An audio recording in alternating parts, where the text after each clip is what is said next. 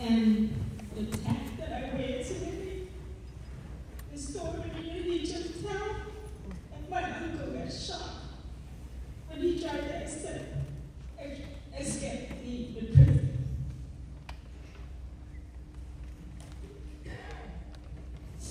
And every year around this time, as a Vietnamese American, I felt sadness and yet a deep appreciation for being who I am and who we are as Americans.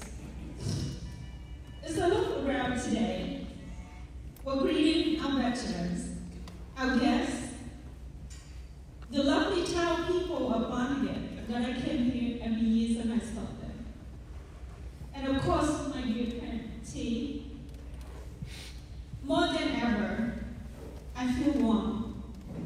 The pride, and that for sure would overcome the sadness of April. As we might already know, 50 years ago, the Vietnam Wars ended. South Vietnam, after years of sacrifice by the people and soldiers of the Republic of Vietnam, and by the serving men and women of the United States and all the allied countries, we failed to rule the invasion of communist North Vietnam. In a typical of civil conflict, all the American Civil War, for example, when the fighting ended, peace and celebration would have happened next. A nation united at last. The healing, the national reconciliation would begin. The process of nation rebuilding would start. People would rejoice. Family would be united. Lover would create a family. But that not happen when the Vietnam Wars ended. Instead, the North Vietnam communists would prosecute and execute thousands of people for revenge.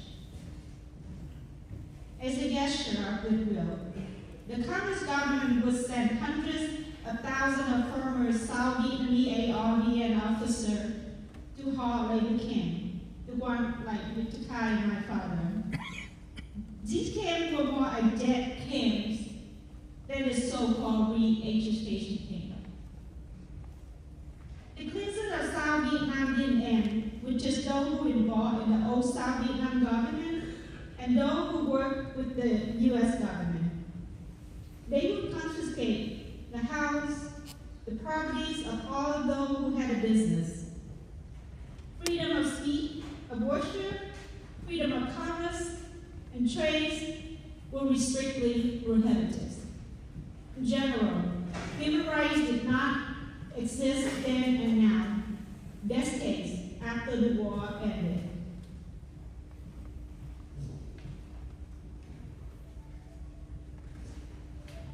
As a result, millions of Vietnamese people risked their lives to escape. They would die in the jungle in Cambodia or at seas. T's family is one of them. The story of hunger, breath, despair, and death became part of Vietnamese diaspora. Hundreds of thousands of more South Vietnam whose fathers and mothers were in prison for years as a political prisoner. They would rather trade everything they had owned to live under humanitarian operation program. My family is one of them. As a Vietnamese American stand in front of you today, we are proud people with rich culture and heritage. We are free people. We do not accept communism. We do not want to live in an oppressed society ruled by a single communist party. Dear friends and guests, we are here today not just mourn our loss, the great loss of prosperous and free nation of South Vietnam, but we are here today to celebrate you.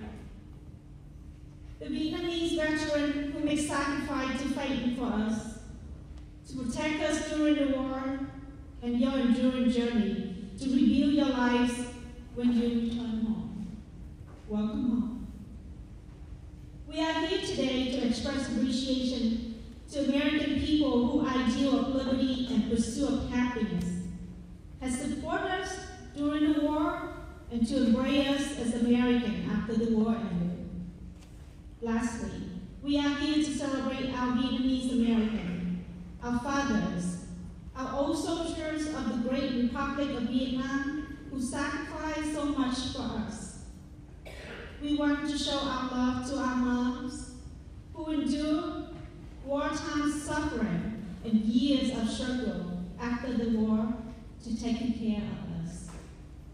We want to tell our children, the next generation of the Vietnamese American, to cherish and embrace the proud of rich history of their ancestors. The rich history through war and struggle with strength and determination. This will empower them to be a great Americans in this beautiful United States of America.